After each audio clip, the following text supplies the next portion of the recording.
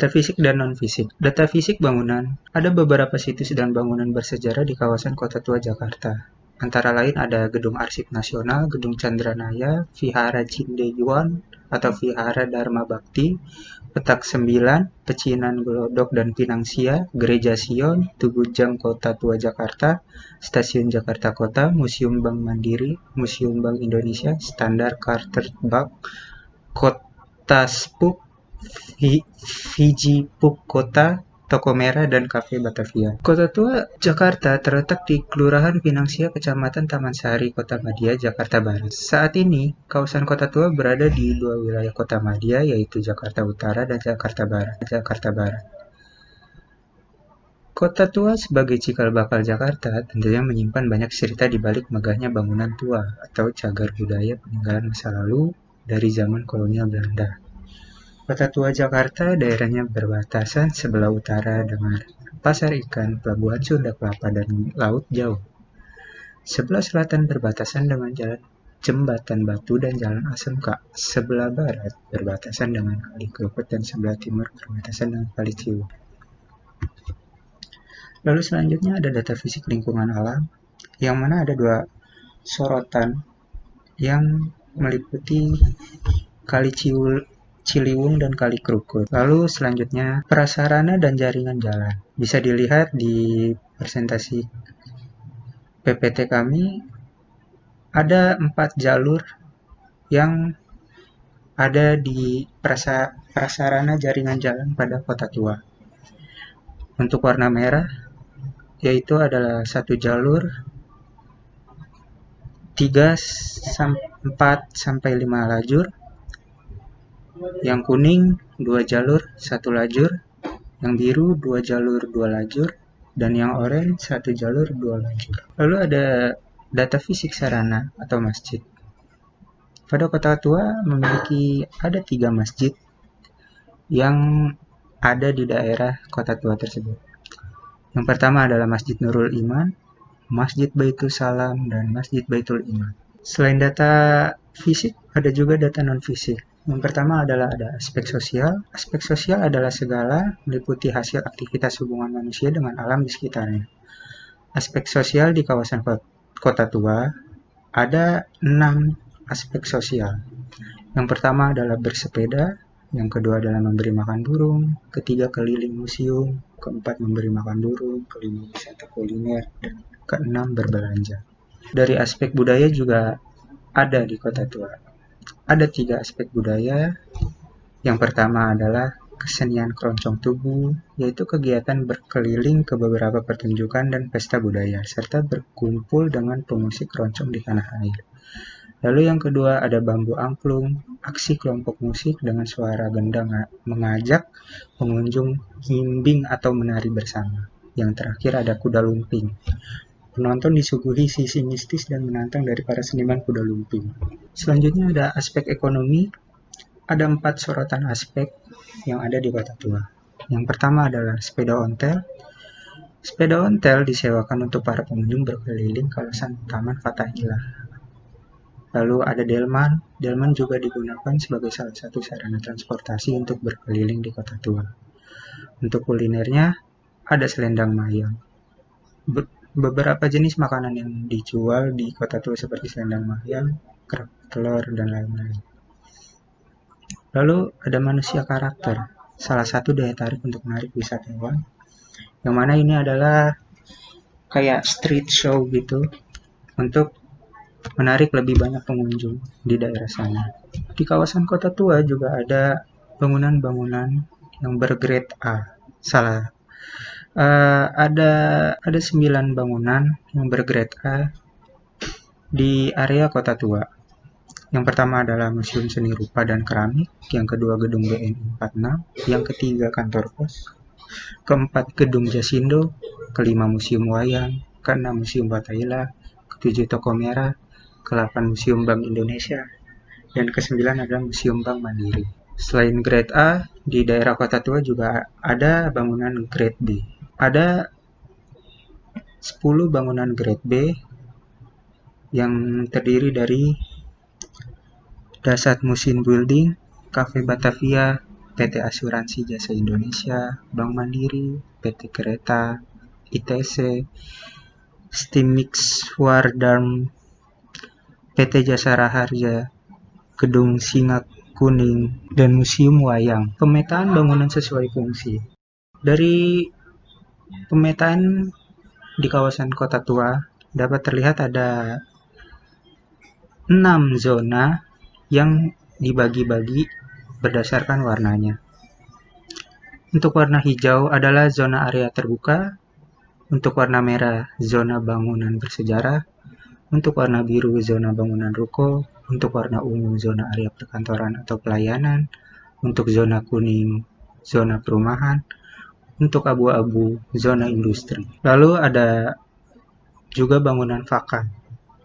Ada 4 bangunan vakan yang terdiri dari Gedung Singa Kuning, Gedung Cipta Niaga, Gedung Dasar, Musin Concern, dan Toko Merah. Selanjutnya, saya Muhammad Faiz Akmal akan menjelaskan penjelasan tentang isu dan solusi ekosistem yang ada di kawasan inti Kota Tua Jakarta. Isu zona inti Kota Tua yang pertama adalah jalur pedestrian yang kecil atau sering dipakai untuk pedagang kaki lima atau PKL.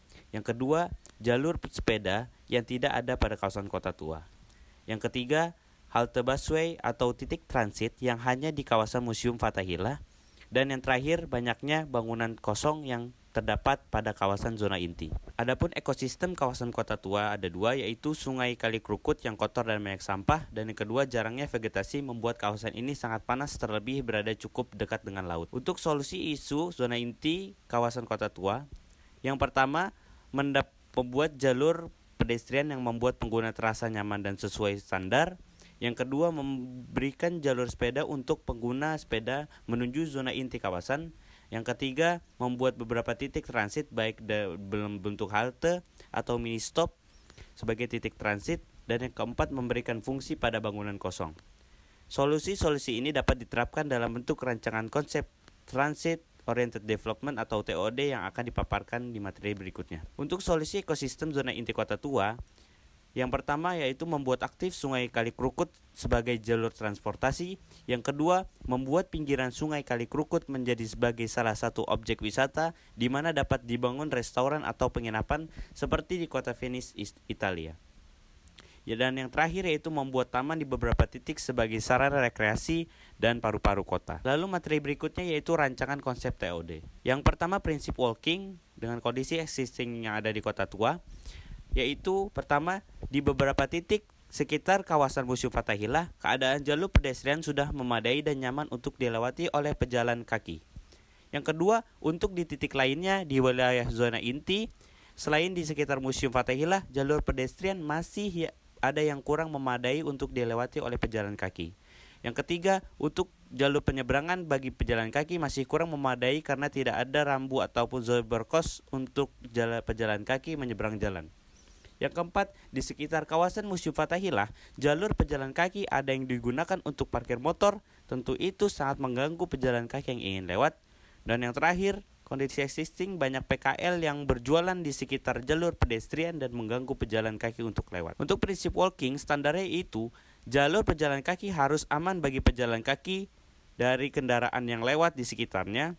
Dan juga jalur pejalan kaki harus steril dari segala sesuatu untuk kenyamanan pejalan kaki. Yang kedua, standar penyeberangan jalan bagi pejalan kaki harus ada dan pejalan kaki harus aman melewati penyeberangan jalan tersebut. Berikutnya, disediakan juga jalur penyeberangan jalan yang melengkap dengan menghubungkan setiap jalur pejalan kaki agar jaringan jalan menjadi lengkap. Dan yang terakhir, untuk ukuran sebaiknya 2 meter sampai 4 meter karena difungsikan juga bagi penyandang disabilitas.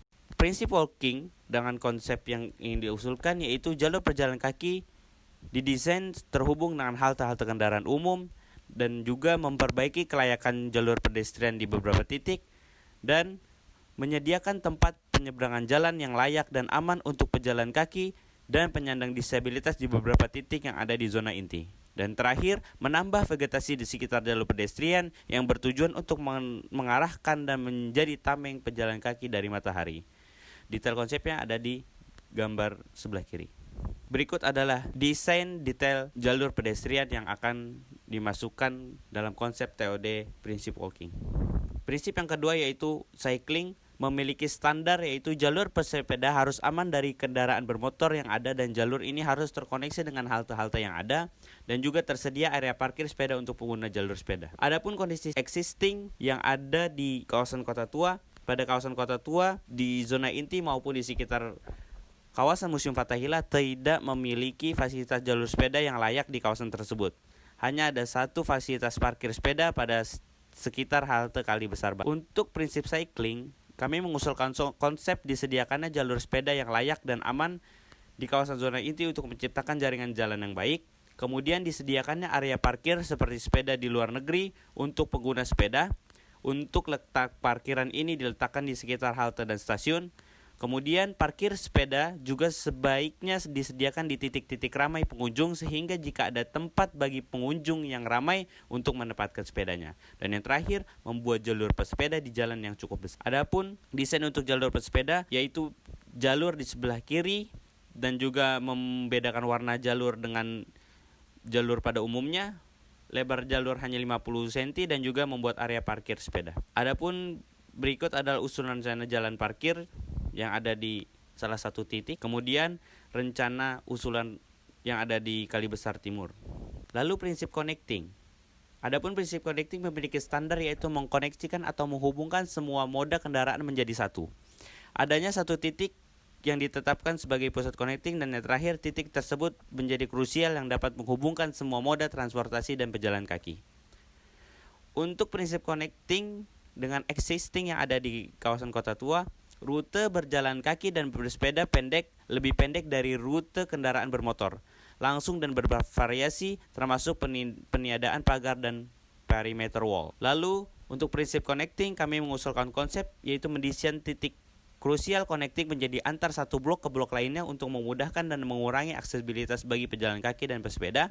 Kemudian membuat jalur yang langsung menghubungkan ke halte maupun stasiun. Dan yang terakhir, menambahkan beberapa jalur untuk efisiensi waktu pejalan kaki maupun pesepeda. Berikut adalah desain connecting yang akan kami usulkan detailnya. Untuk prinsip transiting. Prinsip transiting yang ada di kawasan Kota Tua yaitu titik transit tidak merata penyebarannya sehingga ada beberapa wilayah yang tidak dapat dijangkau oleh radius pejalan kaki.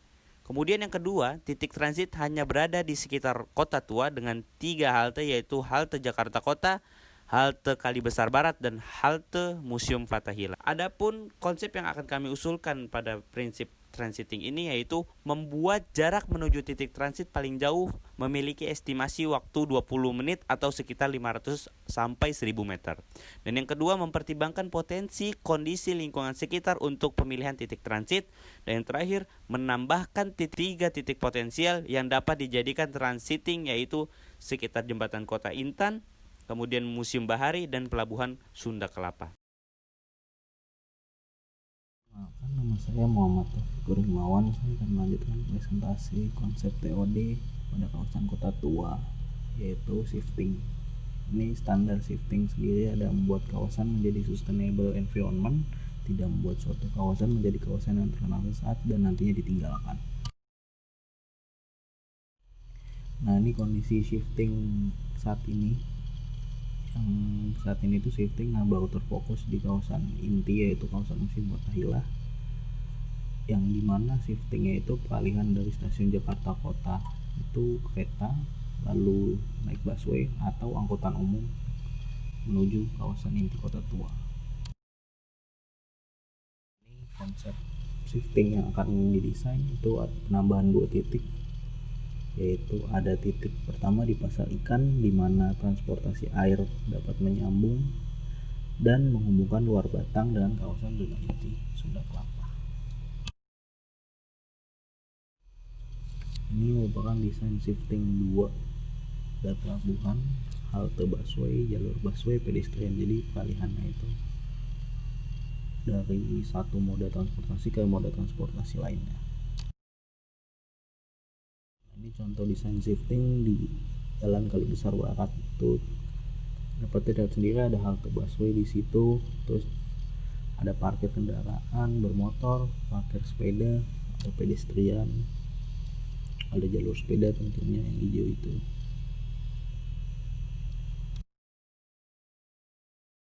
Nah, ini contoh detail usulan shifting kami. Dapat terlihat di sini ada parkir sepeda, parkir mobil.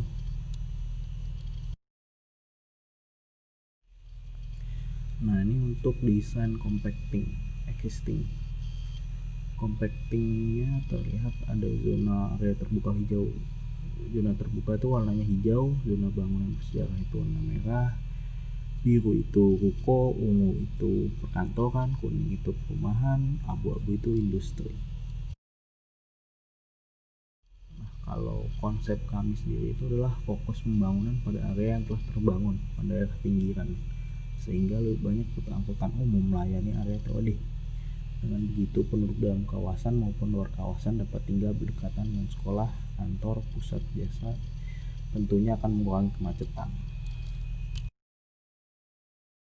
Nah, ini detail-detail usulan compacting bahwa dapat terlihat sekali ini compact, baik dari pengalihan kendaraan motor, jalan kaki, dan halte-halte.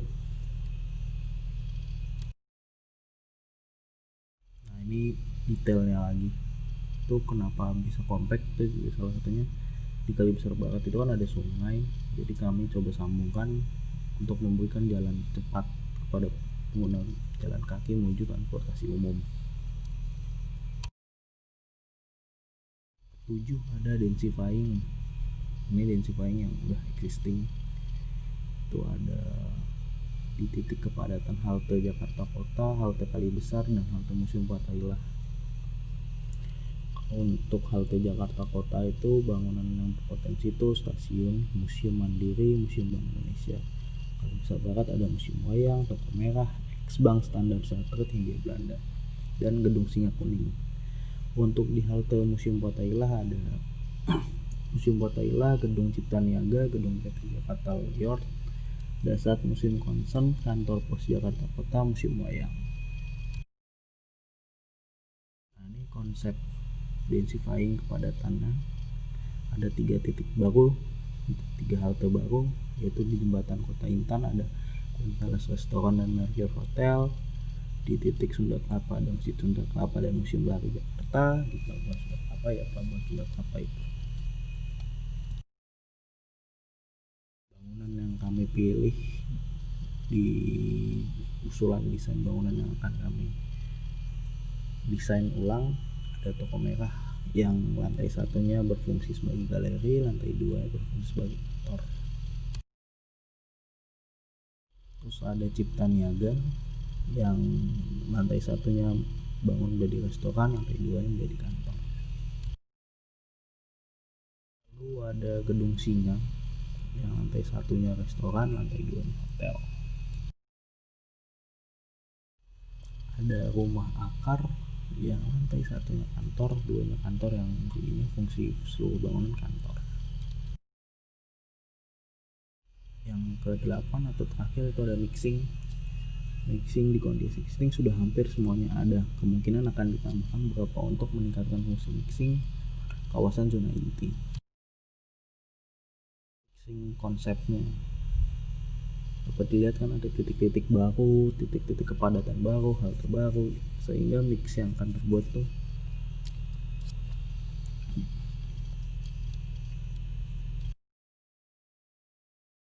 ini contoh mixing yang desain kami itu yang berfokus di Kali Besar Barat haltenya. Di sini dapat dilihat ada compacting dari area peralihannya, ada bangunan kosong yang kami pilih